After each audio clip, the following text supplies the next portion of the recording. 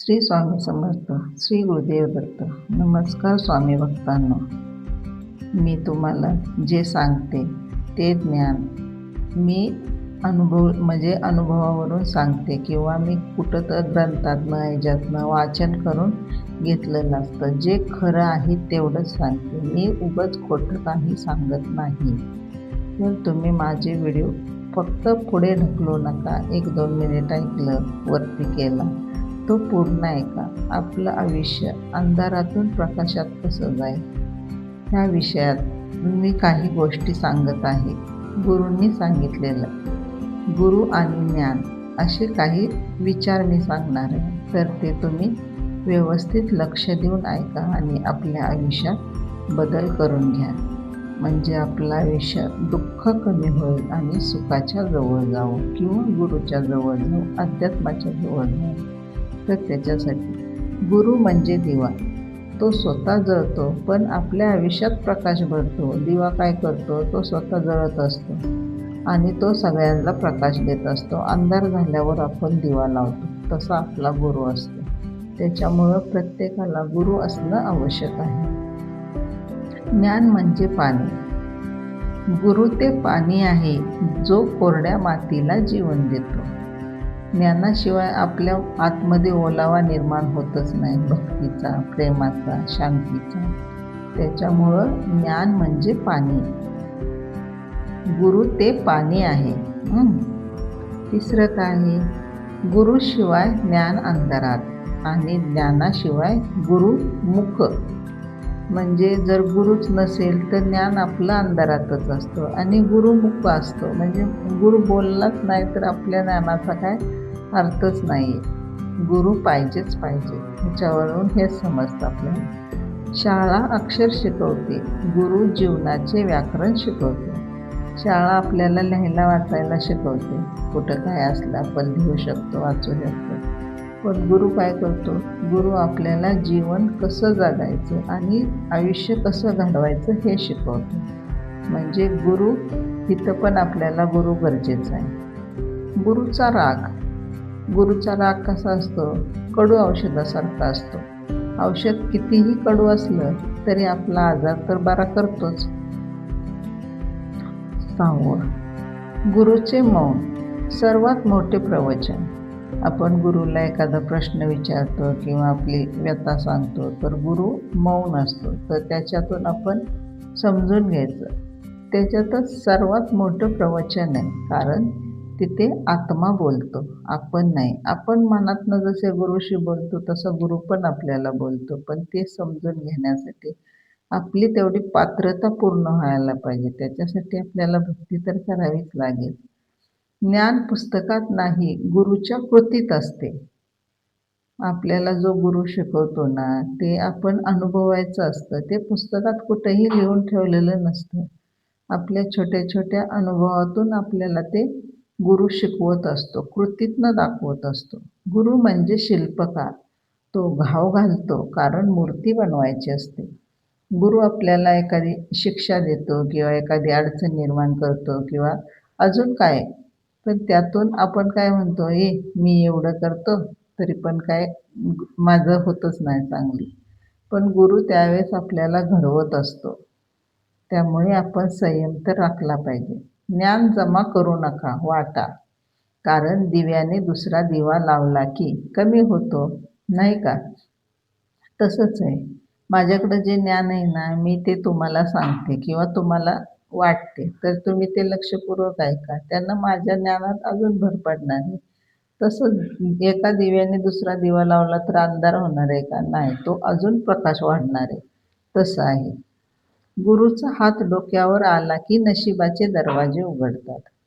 गुरुचा आशीर्वाद पाहिजेच आपल्याला. कारण गुरु रस्ता दाखवतो. त्या रस्त्यावरून गेलं की आपल्याला रस्ता व्यवस्थित कळतो किंवा आपला प्रश्न व्यवस्थित सुटतो. म्हणजे काय की गुरुचा हात आपल्या डोक्यावर असेल की आपल्या नशिबाचे दरवाजे उघडतात. ज्ञानाने माणूस मोठा होतो, गुरुने माणूस देव बनतो. ज्ञान असलं की नुसता माणूस मोठा होतो, ह्यो लय ज्ञानी असं आहे. पण गुरु काय आपल्याला घडवतो, आपल्याला माणूस बनवतो आणि माणसात देव दिसतो. आपण मग म्हणतो नाही हा देव माणूस आहे. तसं गुरु म्हणजे GPS. तुम्ही भटकलात की तो परत वाटेवर आणतो. आता हे तर सगळ्यांना कळलं असेल GPS. खरे ज्ञान ते जे अहंकार मारते आणि नम्रता वाढवते. खरं ज्ञान काय असतं?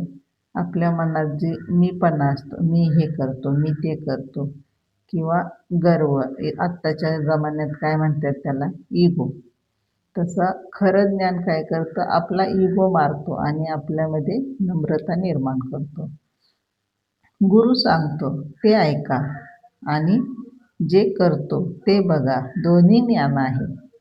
गुरु आपल्याला काय सांगतो ते ऐका आणि जे करतो आपण ते बघा. दोन्हीही ज्ञानच आहे, पण दोन्हीत फरक आहे. ज्ञानाशिवाय भक्ती अंध आणि भक्तीशिवाय ज्ञान ओझे.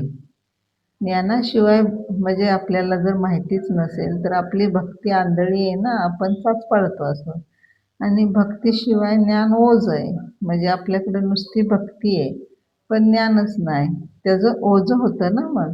तसं गुरुचा एक शब्द 1000 ग्रंथ, कारण त्यात अनुभव असतो. गुरु एक शब्द बोलला तरी आपण ते समजून घेतलं किंवा आपल्याला ते समजलं तर 1000 ग्रंथा एवढा अनुभव असतो तो. ज्ञान म्हणजे सावली, जी स्वतः ऊन सहन करते पण दुसऱ्याला थंड करते. गुरु तुम्हाला बदलत नाही. तो तुमच्यातला खरा माणूस, खरा आत्मा म्हणजे आपल्यामध्ये जे आतमध्ये खोलवर खरं काहीतरी असतं ते बाहेर काढतो. म्हणजेच काय, गुरु तुम्हाला नाही बदलत. तुमच्यामध्ये आत जे दडलेलं आहे ते बाहेर काढतो. पुस्तक ज्ञान देते, गुरु विवेक देतो आणि विवेक हाच खरं ज्ञान आहे. गुरु विवेक देतो म्हणजे आपल्यातली संवेदनशीलता असते ना ती जागृत करतो. गुरुचं दार ठोठावलं की देव दार उघडतो. आपण जर गुरु केला तर गुरुचं दार आपण ठोठावलं म्हणजे आपण गुरुचं ऐकत गेलो की देव ऑटोमॅटिक आपल्यासाठी दरवाजे उघडतो. ज्ञान मिळवण्यासाठी डोकं खाली पाहिजे, अहंकार वर नको. म्हणजे आपण मान खाली घालून म्हणजे नम्रता आपल्यामध्ये पाहिजे, अहंकार नको. गुरु म्हणजे शेतकरी. ती बी टाकतो, पाणी घालतो आणि पीक येईपर्यंत वाट बघतो. गुरु काय करतो? गुरु काय करतो? आपल्यामध्ये ज्ञान पेरतो आणि त्याला पाणी घालत असतो. आपल्याला वारंवार शिकवत असतो, सांगत असतो. मग पीक येईपर्यंत वाट बघतो. म्हणजे आपल्यात आपण त्यातून काय घेतलंय का? आपल्यात काय बदल झालाय का? हे गुरु बघतो. ज्ञानाने प्रश्न सुटतात, गुरुने जीवन सुटते. ज्ञानाने आपले प्रश्न सुटतात. म्हणजे एखादा प्रश्न पडला तर आपण इकडं-तिकडं वाचून करून त्याचं उत्तर शोधतो. पण गुरुने जीवन सुटते. सुटते म्हणजे काय? की गुरुमुळे जीवनात आपल्या चांगले बदल घडतात, आपल्याला सुख मिळते. म्हणजे आपले कष्ट कमी होतात. गुरुजवळ गेला की प्रश्न कमी होतात आणि शांती वाढते. आत्ताच मी म्हणलं, गुरुजवळ आपण गेलो की आपले प्रश्न ऑटोमॅटिक कमी व्हायला लागतात आणि आपल्या मनाला शांती मिळते. आपलं मन समाधानी व्हायला लागतं. खरे ज्ञान ते जे मीपणा संपवते. खरं ज्ञान काय करतं? मनातला अहंकार मारतो. म्हणजेच काय की मीपणा संपवतो. गुरुची परीक्षा घेऊ नका, स्वतःची परीक्षा घ्या. आपण काय म्हणतो, बघू हे केलं की मी मग हे करेल. म्हणजे आपण काय करतो? गुरुची परीक्षा घेतो. गुरुची परीक्षा घेऊ नका, स्वतःची परीक्षा घ्या. आपल्यात काय आहे ते आधी तपासा. ज्ञान म्हणजे तलवार. गुरु तो हात आहे जो ती योग्य जागी चालवतो. ज्ञान म्हणजे तलवार आहे. ज्ञान कसं वापरायचं, कुठं वापरायचं हे आपल्याला गुरु शिकवतो. म्हणून ज्ञान तलवार आहे आणि गुरु शिकवतो आपल्याला कधी, कुठे, कुठल्या जागी वापरायचं. गुरु नसलेला शिष्य पतंग तुटल्यासारखा असतो. म्हणजे पतंग वर उडत असतो आणि त्याचा दोर कोणीतरी कापला की तो पतंग इकडं तिकडं होलपडत, वारा मिळेल तिकडं भरकटत भरकटत कुठंतरी पडतो. म्हणून गुरु नसलेला शिष्य पतंगासारखा असतो. ज्ञानाने पैसा मिळतो, ज्ञानाने समाधान मिळत नाही. गुरूने समाधान मिळते. ज्ञानाने काय होतं, आपली बुद्धिमत्ता चांगली आहे म्हणून आपल्याला पैसा मिळतो. पण गुरुमुळे आपल्याला समाधान मिळतं. पैशापेक्षा समाधान महत्त्वाचं असतं. पैसा तर गरजेचा आहेच. पण पैसा किती पण आहे आणि समाधान नाही, रात्री झोप लागत नाही, सारखे डोक्यात विचार, चिंता, त्या पैसा काय उपयोगाचा? पण समाधान असेल तर अर्धी भाकरी खाऊन सुद्धा आपण शांतपणे झोपू शकतो. गुरूचा आशीर्वाद बँकेच्या चेकसारखा असतो. गुरूचा आशीर्वाद कसा असतो? बँकेच्या चेकसारखा असतो. म्हणजेच कसा? की आपण भक्ती करतो, ती भक्ती आपली जमा होत जाते आणि आपल्याला ज्यावेळेस खरोखर गरज असते, त्यावेळेस तो आपल्याला मिळतोच. मग आपण म्हणतो देवानं वाचवलं. ज्ञान वाटलं की वाढते, लपवलं की सडते. आता माझ्याकडं जे आहे ते मी तुम्हाला देते. त्याच्यामुळं कोणाचं जर भलं झालं, तर मला ते म्हणजे माझ्या गुरूला ते आवडेल, माझ्या स्वामींना ते आवडेल, की कोणाचं तरी माझ्या ह्या व्हिडिओमुळं भलं झालं. आणि तेच मी मनात ठेवलं तर ते काय सडत राहणार. मी पण त्याचा उपयोग करणार नाही असं. गुरु म्हणजे वडील. गुरु काय असतो? आपल्या वडिलांच्या जागी असतं. म्हणजे आपल्या वडिलांची भूमिका गुरु घेतो. गुरु गुरु म्हणजे वडील. ते ओरडतात कारण पडू नये म्हणून. आपले आई-वडील काय आपण पडू नये, धडपडू नये म्हणून आपल्याला ओरडतात ना. तसंच गुरूचं काम असतं. गुरु आपल्याला तेच शिकवतो. ज्ञानाने डोळे उघडतात. गुरुने तिसरा डोळा उघडतो. ज्ञानानं काय होतं? आपले फक्त डोळे उघडतात. पण गुरु आपल्याला अध्यात्मापर्यंत घेऊन जातो. सखोल विचार करायला शिकवतो. म्हणून आपला तिसरा डोळा उघडतो. गुरुचे नाव घेतले की अर्धे संकट पळून जाते. अर्धे संकट पळून जाते म्हणजे काय? की आपल्या मनातली भीती निघून जाते. भीती गेली ना, की आपल्याला थोडा धीर येतो. म्हणजेच काय? की अर्धं संकट निघून जातं. गुरु आपल्या मनाला आपल्याला आधार देतो. म्हणून गुरुचे नाव नेहमी घ्यावे. खरे गुरु कधी फी मागत नाहीत. ते फक्त समर्पण मागतात. खरे जे गुरु असतात ते ज्ञानाची किंमत करत नाहीत किंवा किंमत घेत नाहीत. ते फक्त आपल्याला समर्पण मागतात. समर्पण म्हणजे काय? की तुमच्यात होणारा बदल. तुम्ही नीतिमत्तेने, विवेकाने वागावं एवढंच गुरुला माहिती असतं. सत्तेच्या मार्गावर चाला, कुकर्माच्या नाही. हेच गुरु करत असतो. ज्ञान, माहिती म्हणजेच काय? आचरण. फक्त माहिती म्हणजे कचरा. फक्त आपल्याला माहिती असेल ना, की तो कचरा असतो. पण ज्ञान आहे, माहिती आहे म्हणजे तसं आचरण आपण केलं पाहिजे तरच त्याचा उपयोग होणार. गुरु म्हणजे काठी. गुरु आपली काठी असतो. म्हातारपणी आधार देतो. आपलं वय व्हायला लागलं, की आपल्याला साथ परमेश्वरच देतो, आपला गुरुच देतो. पैसा वगैरे देत नाही आपल्याला साथ. ज्ञानाने जग जिंकता येते, गुरुने स्वतःला जिंकता येते. बघ, ज्ञानानं काय होतं? आपण जग तर जिंकू शकतो, पण गुरु काय करतो? आपल्यातला आतला आत्मा, आपल्यातले परिवर्तन जे असतं, ते सगळं आपल्याला जाणवून देतो, की तू कसा आहेस, कमकुवत नाही आहेस. म्हणजे तू स्वतःला जिंकलंस. गुरु स्वतःला जिंकून देतो. गुरुजवळ प्रश्न घेऊन जा, उत्तर नाही तर शांती घेऊन याल. बरोबर आहे. आपण एखादा प्रश्न जर गुरुला विचारला, तर त्या प्रश्नामुळं आपल्या मनाची अवस्था अशी बेकार झालेली असते. पण आपल्याला उत्तर तर मिळत नाही. एखाद्या मंदिरात जा, मठात जा स्वामींच्या. आपण तिथं गेलं की आपल्याला शांत, समाधानी वाटतं ना, तसंच. उत्तर आपल्याला सांगत म्हणजे मिळत नाही. आपण असं एकामेकाशी जसं बोलतो तसं आपण समोरासमोर बोलू शकत नाही. पण आपण शांती मात्र नक्की घेऊन येतो. ज्ञान हे इंधन आहे, गुरु ही किल्ली आहे. ज्ञान काय हे इंधन आहे आणि गुरु काय आहे? किल्ली आहे. किल्ली लावल्याशिवाय गाडी चालू होईल का? तसं आपल्याला गुरु पाहिजेच. गुरुचा अपमान, स्वतःच्या मुळावर घाव. गुरुचा कधीही अपमान करू नये. मग तो कुणाचाही गुरु असो. प्रत्येकाचा गुरु वेगवेगळा असतो. कोणी कोणाच्या म्हणजे भक्तीविषयी कधीही नावं ठेवू नका. त्याला प्रोत्साहन देत जा. नाहीतर तो आपल्यावरच घाव बसतो. ज्ञानाने माणूस हुशार होतो, गुरुने माणूस चांगला होतो.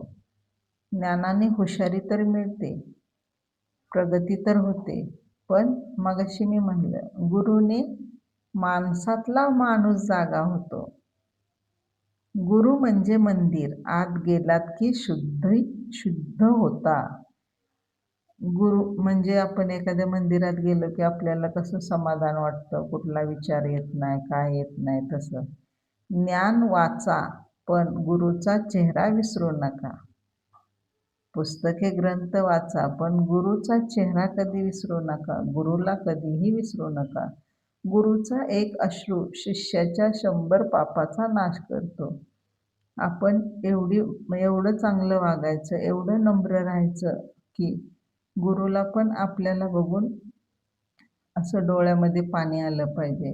गुरुचा एक अश्रू जरी पडला ना, तरी आपली 100 पापं नाश होतात. इतकं आपण म्हणजे व्यवस्थित वागलं पाहिजे. ज्ञानाने तर्क येतो, गुरुने श्रद्धा येते. ज्ञानाने आपण तर्क लावू शकतो आत्ताच्या प्रॅक्टिकल युगात. पण गुरुने आपला विश्वास, आपली श्रद्धा, आपण आतून मजबूत होतो. गुरु नसता तर मी आज कुठे असतो हा प्रश्न रोज विचारा. गुरु केला ना, गुरु करायच्या आधीच आपलं आयुष्य बघा आणि आपण एखाद्या गुरुला समर्पित होऊन बघा. मग तो प्रश्न आपल्याला पडूच शकतो. ज्ञानाने बोलता येते, गुरुने गप्पा मारता येतात. ज्ञानाने आपल्याला बोलता येतं, पण आपण स्वामींविषयी, दत्तगुरूंविषयी आपण ग्रंथ वाचले, पोथ्या वाचल्या तर आपण त्यातले अनुभव, त्यावेळच्या भक्तांचे किंवा आपल्याला आलेले अनुभव म्हणजे आपण ह्या विषयावर गप्पा मारू शकतो ना. गुरु म्हणजे शेवटचा आधार. जेव्हा सगळे सोडतात तेव्हा तो सांभाळतो. आपण म्हणतो का नाही, ज्याला कोण नाही त्याला देव असतो. तसंच आपल्याला गुरु एकदा हात धरलेला कधीही सोडत नाही. गुरु गुरु मिळणे हे भाग्य, गुरु राखणे हे तप आणि गुरु होणे हे जीवनाचे ध्येय. गुरु मिळणं आपलं भाग्य असतं. आपल्याला एखादा गुरु मिळाला किंवा आपण एखादा गुरु केला तर गुरु मिळणं आपलं भाग्य असतं. पण गुरु राखणं हे आपलं तप आहे. म्हणजे आपण तेवढ्या निष्ठेने, तेवढ्या श्रद्धेने आपण ते जपलं पण पाहिजे. आणि गुरु होणं जीवनाचं ध्येय. म्हणजे आपल्याकडं जे ज्ञान आहे, ते ज्ञान आपल्याला दुसऱ्याला देता आलं पाहिजे. हे आपलं ध्येय पाहिजे. ह्याच्यामध्ये शेवटचा बोध काय आहे? ज्ञान म्हणजे पाणी, गुरु म्हणजे भांड आहे आणि शिष्य म्हणजे तहानलेले. भांडे नसले तर पाणी वाया जाते. म्हणजे ज्ञान म्हणजे पाणी आहे, गुरु म्हणजे भांडे आहे आणि शिष्य म्हणजे ताणलेला.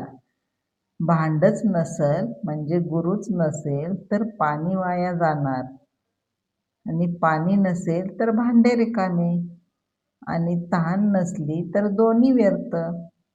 म्हणजे ह्याच्यामध्ये सगळंच हवंय.